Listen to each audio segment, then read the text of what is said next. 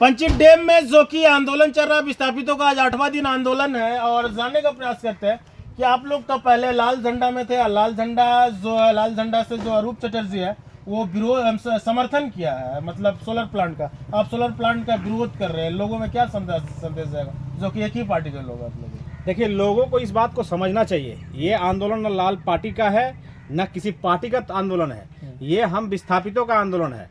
क्योंकि मैं खुद विस्थापित हूँ, इसलिए इसको किसी भी पार्टीगत रूप से ना ले।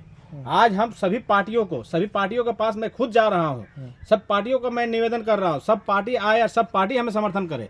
लाल झंडा गलत किया है तो लाल झंडा का विरोध हर जगह होना चाहिए, हर गांव में होना चाहिए। ये विस्थापित का मामला सिर्फ मुख्तार अंसारी और यहाँ के जितने भी लोग आंदोलन करे सिर्फ इसका नहीं, यहाँ पर हजार लोग जो इस सोलर प्रोजेक्ट से विरोध इफेक्टेड होंगे, प्रभावित होंगे। इसलिए अगर अरूप चटर्जी गलत कर रहा है तो अरूप चटर्जी का विरोध हर गाँव से होना चाहिए, हर व्यक्ति होना चाहिए। ये लाल झंडा या CPI-ML का आंदोलन नहीं है, ये हर पार्टी को कहा गया है। नहीं, लोगों में ये संदेश जा रहा है कि आप भी लाल झंडा कुछ चेहरा, मुख्य चेहरा जैसे भैरव मंडल आप या मुख्य जो चेहरा है आंदोलन का नेतृत्व करने वाला, वो मतलब कि लाल झंडा का, इसलिए लोगों का मन में ये भ्रम जा रहा है कि ये कम से राजनीतिक कहीं साजिश तो नहीं, क्या कुछ है?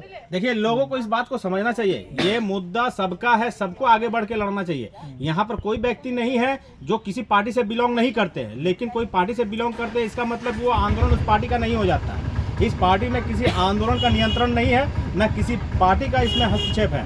यहाँ पर हर कोई पार्टी समर्थन कर सकता है, सबके लिए निमंत्रण है। मैं खुद किसी पार्टीगत रूप से आज मैं कार्य नहीं कर रहा हूँ। आज मैं तो पार्टी को क्यों, मैं अरूप चटर्जी को क्यों नहीं कोस रहा हूँ क्या इसमें? तो फिर इसको किस तरह? लेकिन एक बात सुनिए, ये वही व्यक्ति बोल सकता है जो अपना जिम्मेदारी से भाग रहा है, जो अपना जिम्मेदारी से भाग रहा है। आज इसके बोलने के पीछे कारण है जो कि विस्थापित खुद कहता है कि 70 साल से फुल फेज में आंदोलन चल रहा, फिर भी जो विस्थापितों का न्याय नहीं मिला। तो इसका मतलब साफ जाहिर होता है कि जो आंदोलन का नेतृत्व करता होगा वो आंदोलन को बेचा होगा, इसीलिए पंचित या मैथन का विस्थापितों को न्याय नहीं मिला, इसीलिए लोग डर रहे हैं। देखिए, जब आंदोलन होता है तो आंदोलनकारी के साथ में बहुत सारे परिस्थिति आता है, सिर्फ बेचना ही एक। तो 70 साल में न्याय क्यों नहीं मिला जब लगातार आंदोलन चल रहा फुल फेज में?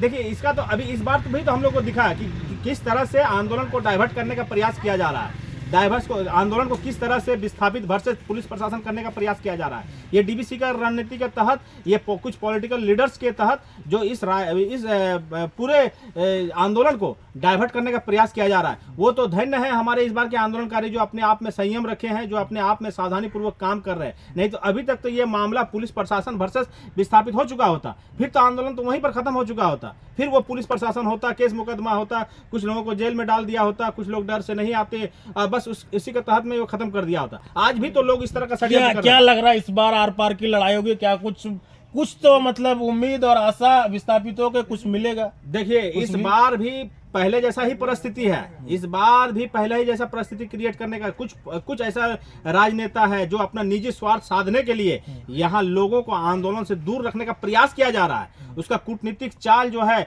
हर गांव में कुछ एजेंट छोड़ के, ताकि लोग आंदोलन से ना जुड़े। क्योंकि जब आंदोलन से जब लोग जुड़ेगा, ज्यादा लोग होगा तो आंदोलन प्रभावी होगा। क्योंकि ये आंदोलन छोटा आंदोलन नहीं है, पिछले 70 साल से चल रहा है, 70 साल में इंसाफ नहीं मिला है, आगे भी ये लंबा लड़ाई है। लेकिन उस लंबा लड़ाई कब तक लड़ेगा? इस बार क्या होगा? इस बार का बताइए, इस बार जो अनिश्चितकालीन धरना दिया, देखिए कब तक लड़ाई लड़ते रहेगा? या मतलब भारत आजाद देश है, अभी आज मतलब पंचित को आजाद करने की लड़ाई नहीं? ये सवाल जो आप हमसे पूछ रहे हैं, ये सवाल आपको शासन और प्रशासन से पूछना चाहिए। क्योंकि मैं कोई शासन और प्रशासन नहीं हूँ, मेरी कलम में ताकत नहीं है कि मैं आज ही इसमें लिख दूं कि हाँ इसको इंसाफ मिलना चाहिए। ये सवाल आप प्रशासन से पूछिए कि 70 साल से DVC का प्रशासनिक अधिकारी से तो पूछे, बोल रहा है 100 लोग विस्थापित है मात्र। ये आप उनको बोलिए कि 100 लोगों का दस्तावेज के आधार पर साबित करे। ये आप जिला प्रशासन को भी बोलिए कि हाँ, जब DVC बोल रहा है तो आप लोग क्यों नहीं बोल रहे हैं कि उसको पेपर साबित करे? क्यों नहीं बोल रहे हैं? क्यों नहीं बोल रहे हैं कि विस्थापितों को न्याय नहीं मिला है, उनको न्याय दे? ये तो आपको शासन और प्रशासन, आपको तो नेताजी से पूछना चाहिए कि भाई यहाँ पर जो विस्थापित इतना जैसा आंदोलन कर रहा है, अगर उसको गलत आंदोलन है तो उसको गलत को साबित करे। ये सवाल जो रिपोर्टर लोग विस्थापितों से नहीं पूछे, ये विस्थापित तो हक और अधिकार की मांग हमेशा कर रहा है। ये सवाल आप लोगों को राजनेता से पूछना चाहिए, ये सवाल आप लोगों को प्रशासन से पूछना चाहिए, ये सवाल आपको DVC प्रबंधन से पूछना चाहिए। जो सवाल जो यहाँ पर जिस तरह से एक भ्रामक स्थिति पैदा करने का प्रयास किया जा रहा है, जिस तरह से डीवीसी भ्रामक स्थिति पैदा करने का प्रयास किया जा रहा है, उसी तरह हमारे नेताजी के माध्यम से भी भ्रामक स्थिति पैदा करने का प्रयास किया जा रहा है, जिसको हर रिपोर्टर जो पत्रकार जो लोकतंत्र का चौथा स्तंभ है, उनके माध्यम से सवाल होना चाहिए उनके सामने में। लेकिन मैं कुछ रिपोर्टर्स को ऐसा भी देखता हूं कि वो जो बोलते हैं वो छाप देते हैं। अरे भाई, आप निष्पक्ष होकर पत्रकारिता कीजिए और उनसे सवाल कीजिए उनसे कि मेरी मांगे गलत है तो फिर क्यों बैठे हैं, फिर मेरे नाम से मुकदमा करके मुझे जेल में डाले ना। अगर मेरी मांगे गलत है, क्योंकि आपने देखा था कि वहां पर एसडीपीओ महोदय और सीओ महोदय ने कहा था कि उचित मंच पर रखिए अपने बातों को। फिर उचित मंच क्या होता है, हमको वो उचित मंच दिखाए कि वो उचित मंच कहाँ होता है, हम वहीं से चिल्लाएंगे। कहाँ से शासन और प्रशासन को मेरी आवाज सुनाई देगी, हम वहीं पर अपना बात को रखेंगे। अरे भाई, हम धरना प्रदर्शन शांतिपूर्ण धरना प्रदर्शन 8वां दिन हो गया, क्यों उसको पूछ नहीं लेना चाहिए कि आप लोग क्यों धरना में बैठे हैं, आप लोगों की क्या जायज मांग है, नहीं मांग है। जो सीओ और एसडीपीओ महोदय या जो भी प्रशासनिक अधिकारी जो काम स्टार्ट करवा सकते हैं, क्या वो नहीं पूछ सकते हैं? लेकिन आज सब कुछ शांत है। चलिए, 8वां दिन आंदोलन का था, जो कि इस बार जो अनिश्चितकालीन जो धरना हो रहा, काफी विस्थापितों का जो है उम्मीद है इस धरना से और लोगों से कि न्याय इस बार जो है मिले, चाहे सोलर प्लांट के लिए हो, चाहे जमीन जो गया है उसके लिए मुआवजा, नौकरी के लिए हो, तमाम तरह का जो मांग है इस बार विस्थापितों को काफी उम्मीद जगा है और आशा करते हैं पूर्ण होगा।